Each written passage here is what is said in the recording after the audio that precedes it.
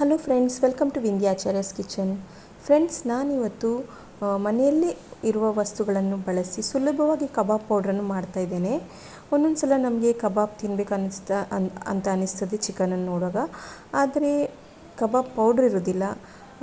ಸಡನ್ನಾಗಿ ಕಬಾಬ್ ಮಾಡಬೇಕು ಅನ್ನಿಸಿದಾಗ ಈ ಥರ ನಾವು ಮನೆಯಲ್ಲೇ ಸುಲಭವಾಗಿ ಕಬಾಬ್ ಪೌಡ್ರನ್ನು ಮಾಡ್ಕೊಳ್ಬೋದು ಸುಲಭವಾಗಿ.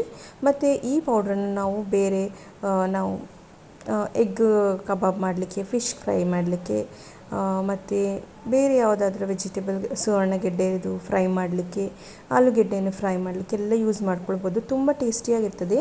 ಈ ಟೇಸ್ಟಿಯಾದ ಕಬಾಬ್ ಪೌಡ್ರನ್ನು ಹೇಗೆ ಮಾಡೋದಂತ ನೋಡ್ಕೊಂಡು ಬರುವ. ಅದಕ್ಕಿಂತ ಮೊದಲು ನೀವು ನನ್ನ ಚಾನಲ್ಗೆ ಹೊಸಬರಾಗಿದ್ದರೆ ಚಾನಲನ್ನು ಸಬ್ಸ್ಕ್ರೈಬ್ ಮಾಡದೆ ನೋಡ್ತಿದ್ರೆ ಪ್ಲೀಸ್ ಚಾನಲನ್ನು ಸಬ್ಸ್ಕ್ರೈಬ್ ಮಾಡಿ. ನಾನಿಲ್ಲಿ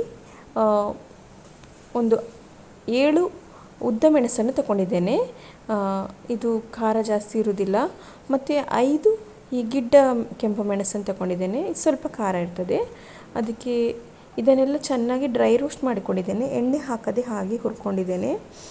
ಇಲ್ಲಿ ನಾನು 2 ಟೇಬಲ್ ಸ್ಪೂನಷ್ಟು ಕೊತ್ತಂಬರಿ ಬೀಜವನ್ನು ಹಾಕ್ಕೊಳ್ತಾ ಇದ್ದೇನೆ. ಮತ್ತು 1 ಟೇಬಲ್ ಸ್ಪೂನಷ್ಟು ಜೀರಿಗೆಯನ್ನು ಹಾಕ್ಕೊಳ್ತಾ ಇದ್ದೇನೆ. ಒಂದು ಅರ್ಧ ಸ್ಪೂನ್ನಷ್ಟು ಸೋಂಪನ್ನು ಹಾಕ್ತಾಯಿದ್ದೇನೆ, ಬಡೆ ಸೋಪನ್ನು. ಮತ್ತು ಅರ್ಧ ಸ್ಪೂನ್ನಷ್ಟು ಪೆಪ್ಪರನ್ನು ಹಾಕ್ಕೊಳ್ತಾ ಇದ್ದೇನೆ, ಬ್ಲ್ಯಾಕ್ ಪೆಪ್ಪರ್, ಕಾಳು ಮೆಣಸನ್ನು ಹಾಕ್ಕೊಳ್ತಾ ಇದ್ದೇನೆ. ಈಗ ಇದನ್ನೆಲ್ಲ ಚೆನ್ನಾಗಿ ಡ್ರೈ ರೋಸ್ಟ್ ಮಾಡ್ಕೊಳ್ತೇನೆ. ತುಂಬ ಕೆಂಪಾಗಿಲ್ಲ ಆಗಬೇಕಂತ ಇಲ್ಲ, ಸ್ವಲ್ಪ ಇದು ರೋಸ್ಟ್ ಆದರೆ ಸಾಕು. ಈಗ ಇದು ಸ್ವಲ್ಪ ರೋಸ್ಟ್ ಆಗಿದೆ. ಇದನ್ನೆಲ್ಲ ಒಂದು ಪ್ಲೇಟಿಗೆ ತೆಗೆದುಕೊಳ್ತೇನೆ.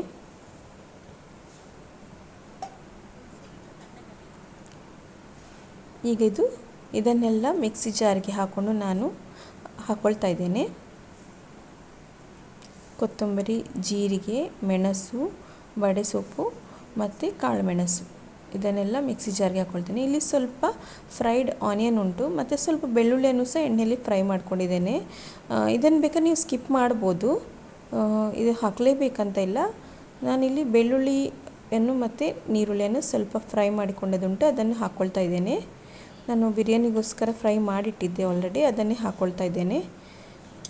ಇದಕ್ಕೆ ನಾನು ಅರ್ಧ ಕಪ್ನಷ್ಟು ಕಾರ್ನ್ಫ್ಲೋರನ್ನು ಹಾಕ್ಕೊಳ್ತಾ ಇದ್ದೇನೆ. ಕಾರ್ನ್ಫ್ಲೋರ್ ಹಾಕ್ಕೊಳ್ಳೋದ್ರಿಂದ ನೀವು ಈ ಪೌಡರ್ ಮಾಡ್ಕೊಳ್ಳುವಾಗ ಎಷ್ಟು ಸಮಯ ಬೇಕಾದರೂ ಇಟ್ಕೊಳ್ಬೋದು. ಡ್ರೈ ಆಗಿರ್ತದೆ.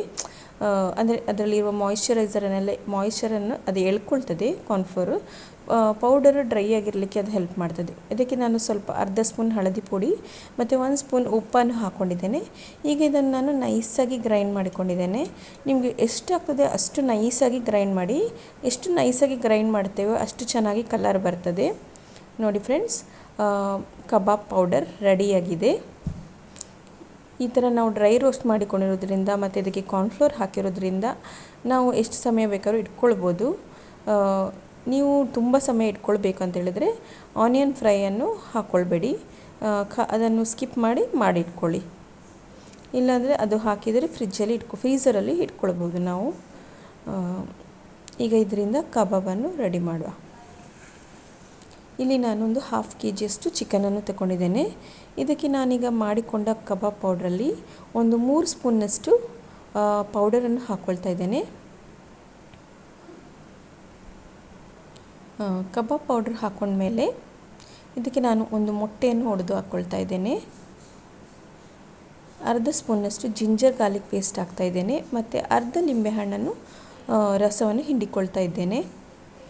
ಇದನ್ನೆಲ್ಲ ಚೆನ್ನಾಗಿ ಮಿಕ್ಸ್ ಮಾಡ್ಕೊಳ್ಬೇಕು. ಉಪ್ಪು ಬೇಕಾದರೆ ನೋಡ್ಕೊಳ್ಳಿ, ಕಡಿಮೆ ಇದ್ದರೆ ಸ್ವಲ್ಪ ಉಪ್ಪು ಹಾಕ್ಕೊಳ್ಬೋದು. ಮತ್ತು ಬೇಕಾದರೆ ಸ್ವಲ್ಪ ಕಾರ್ನ್ಫ್ಲೋರ್ ಹಾಕ್ಕೊಳ್ಳೋದಾದರೂ ಹಾಕ್ಕೊಳ್ಬೋದು. ನೋಡಿ, ಇಷ್ಟು ಚೆನ್ನಾಗಿ ಕೋಟಾಗಿದೆ. ಈ ಥರ ಅದು ಚೆನ್ನಾಗಿ ಎಲ್ಲದಕ್ಕೆ ಹಿಡ್ಕೊಳ್ಬೇಕು. ಇದನ್ನು ಕಲಸಿಟ್ಕೊಂಡು ಮ್ಯಾರಿನೇಟ್ ಮಾಡ್ಕೊಳ್ಬೇಕು. ಒಂದು ಅರ್ಧ ಗಂಟೆ ಆದರೂ ಮ್ಯಾರಿನೇಟ್ ಮಾಡಿಕೊಳ್ಳಿದ್ರೆ ಟೇಸ್ಟ್ ಒಳ್ಳೇದು ಬರ್ತದೆ. ಇಲ್ಲಿ ಎಣ್ಣೆ ಬಿಸಿಯಾಗಿದೆ. ಈಗ ಇದನ್ನು ನಾನು ಫ್ರೈ ಮಾಡ್ಕೊಳ್ತಾ ಇದ್ದೇನೆ. ಫ್ರೈ ಮಾಡ್ಕೊಳ್ಳುವಾಗ ಎಣ್ಣೆ ತುಂಬ ಬಿಸಿಯಾಗಿರಬೇಕು ಚಿಕನ್ ಫ್ರೈ ಮಾಡುವಾಗ, ಇಲ್ಲದೆ ಎಣ್ಣೆಯನ್ನು ಎಳ್ಕೊಳ್ತದೆ ಅದು.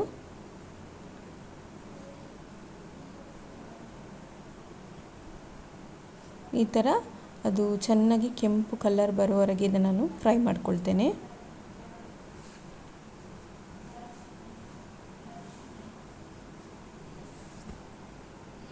ನೋಡಿ ಫ್ರೆಂಡ್ಸ್, ಎಷ್ಟು ಚೆನ್ನಾಗಿ ಕೋಟಿಂಗ್ ಬಂದಿದೆ ನೋಡಿ. ಎಲ್ಲಿ ಸಹ ನಮಗೆ ಬಿಟ್ಟು ಹೋಗಲಿಲ್ಲ, ಕೋಟಿಂಗ್ ಕರೆಕ್ಟಾಗಿ ಬಂದಿದೆ. ಹೊರಗಡೆ ಕ್ರಿಸ್ಪಿ ಸಹ ಅಷ್ಟೇ ಕ್ರಿಸ್ಪಿಯಾಗಿ ಉಂಟು ಮತ್ತು ಒಳಗಡೆ ಸಾಫ್ಟಾಗಿ ಚೆನ್ನಾಗಿ ಬೆಂದಿದೆ ಚಿಕನ್. ನೋಡಿ ಎಷ್ಟು ಚೆನ್ನಾಗಿ ಬಂದಿದೆ. ಟೇಸ್ಟ್ ಕೂಡ ಹಾಗೆ ಹೋಟೆಲ್ಗಿಂತ ಚೆನ್ನಾಗಿರ್ತದೆ ಈ ನಾವೇ ಮನೆಯಲ್ಲಿ ಮಾಡಿಕೊಂಡ ಈ ಪೌಡ್ರು. ನೀವು ಯಾವಾಗ ಬೇಕಾದರೂ ಆಗ ಮಾಡ್ಕೊಳ್ಬೋದು, ಯಾಕೆಂದರೆ ಎಲ್ಲ ವಸ್ತುಗಳು ಸಾಧಾರಣವಾಗಿ ಮನೆಯಲ್ಲಿ ಇರ್ತದೆ, ಇದಕ್ಕೆ ಯೂಸ್ ಮಾಡೋ ಎಲ್ಲ ವಸ್ತುಗಳು. ಇದೇ ಥರ ನಾನು ಎಲ್ಲ ಕಬಾಬ್ಗಳನ್ನು ರೆಡಿ ಮಾಡಿಕೊಳ್ತೇನೆ.